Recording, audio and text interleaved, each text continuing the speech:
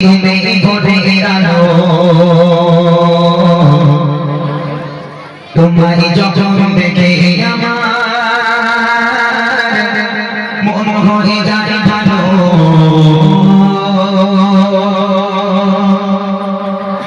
আধার রাতের কাছে তুমি ভরে আলো তোমায় যখন দেখে আমার মন হয়ে যায় ভালো আধার রাতের কাছে তুমি ভরে আলো তোমায় যখন দেখে আমার মন হয়ে যায় ভালো তুমি ভরে গেল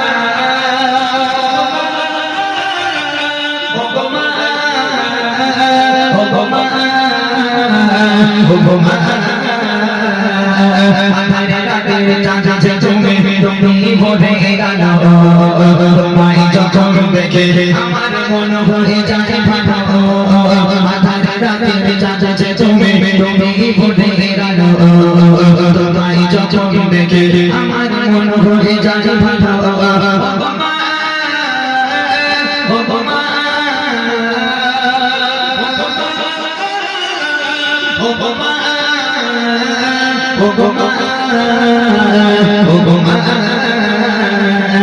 আধারে রাতের চাচা তুমি ভরে আলো তোমায় যখন দেখে আমার মন হয়ে যায় ভালো আধারে রাতের চাচা তুমি ভরে আলো তোমায় যখন দেখে আমার মন হয়ে যায় ভালো।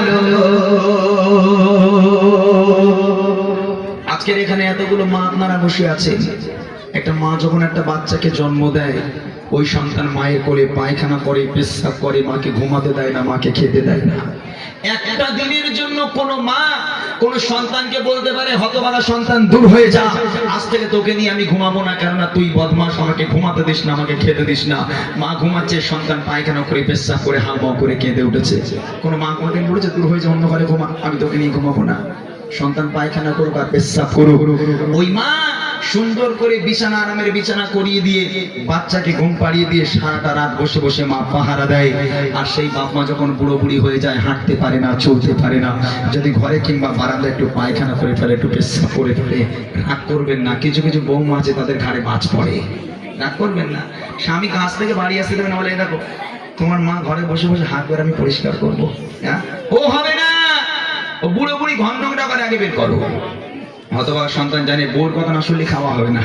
হ্যাঁ, বাইরে যে উঠোনের ছোট জায়গা ছিল, একটা তিরপল বা একটা টিন দিয়ে চাল তৈরি করলো, আর একটা আদিম যুগে তক্তপোষ ছিল, ওর মধ্যে ঢুকিয়ে দিল। বাপ মা এখন থেকে ওর মধ্যে পচি মরুক। বাপ মাকে আর দামি ঘরে উঠতে দেওয়া যাবে না, যেহেতু বাপ মা ঘর নোংরা করে। হায় হায়, বাপ মা আলাদা।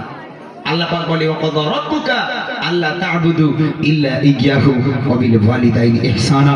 আমি আল্লাহ আমার ইবাদত বান্দেগী করার পর দ্বিতীয় নম্বর ইবাদত তোর বাপ মায়ের প্রতি ইহসান করা, বাপ মাকে ভক্তি করা, মহব্বত করা। সেই বাপ মাকে আলাদা করো। কবি লিখছে দেখেন, যা যাও মাকা পকেটে তোমার, যা যাও মাকা পকেটে তোমার, দেখলে ভালো আদর করে রাখো চঞ্চল ওরে দেখো কাশো, আদর করে রাখো চঞ্চল ওরে দেখো কাশো। যা যাও মাকা পকেটে তোমার, যা যাও মাকা পকেটে তোমার, দেখলে ভালো আদর করে রাখো চঞ্চল ওরে দেখো কাশো, আদর করে রাখো চঞ্চল ওরে দেখো কাশো।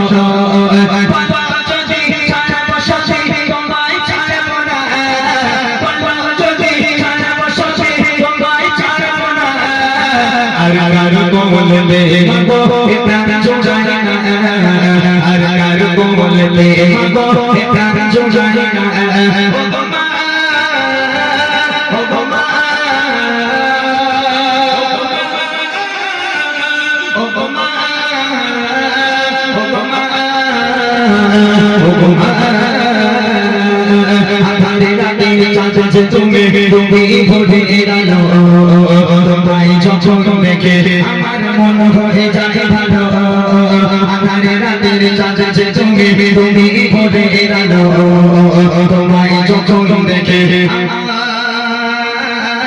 মন হয়ে যায় ভালো।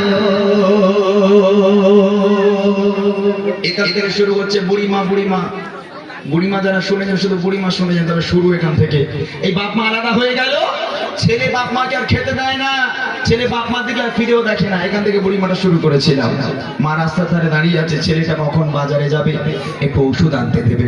ছেলে একটা ব্যাগ নিয়ে বার হলো। মা ডাকছে, এই খোকা কোথায় যাবি বাবা? বলে, মা বাজারে যাচ্ছি। বলে, খোকা রাত্রের বেলা থেকে বুকের ব্যথাটা বড্ড বেড়েছে বাবা, আমার 10 টাকার একটু ওষুধ এনে দিবি। ছেলে চোখগুলো বড় বড় করে মায়ের দিকে দেখে, বলে, এই জন্য তোমার সামনে আমি চাই না, তোমার সঙ্গে দেখা হলেই শুধু খাই খাই করো, এটা এনে দে, ওটা এনে দে, এটা এনে দে, ওটা এনে দে, এত খাই খাই করো কেন তুমি? হ্যাঁ, মা যদি 10 টাকার ওষুধ আনতে বলে তাহলে মা নাকি খাই খাই করে। আর ওই ছেলেকে যদি শাশুড়ি ফোন করে বলে, জামাই আমি যাচ্ছি, ও শাশুড়ির রং কথা বলতে পারবে? রাগ করবেন না, ক্ষমতার বোঝানোর জন্য এক্সাম্পল স্বরূপ আমি আপনাদের বোঝাচ্ছি। শাশুড়ি যদি ফোন করে, জামাই আমি যাচ্ছি, ও জামাই তাড়াতাড়ি বাড়ি যাবে, বউরে বলবে, এই দেখো তোমার মা আসছে, শুনলাম কি খেতে ভালোবাসে, গরুর গোশ না মুরগির গোশ? মানে আমরা দুটোই খাই। বলে, হ্যাঁ সাথে ইলিশ মাছটা আনতেই হবে। শাশুড়ি বলে, কথা কেন বলেন তিনি? এ মা তো একটাও ডিম দেয় না, আর শ্বশুর বাড়ি গেলে শাশুড়ি 3টে 4টে করে পেরেটে গুছিয়ে দেয় একদম। বাপরে বাপ। আর এটা 5Gর জামানা, যা 5Gর জামানা, এই 5Gর ইন্টারনেট, এত স্পিড ইন্টারনেট।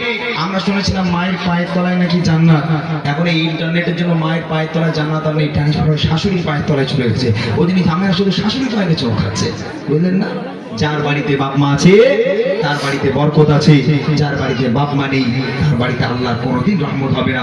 লক্ষ লক্ষ টাকা ইনকাম করে আনলেও তার বাড়িতে কোনোদিন বরকত হবে না। শেষ কথা কবির ইচ্ছা দেখেন, তোমার মতো এত বাগর, তোমার মতো এত বাগর কেউ পাবে না, সবার থেকে প্রিয় তুমি, তুমি আমার মা, সবার থেকে প্রিয় তুমি, তুমি আমার মা। তোমার মতো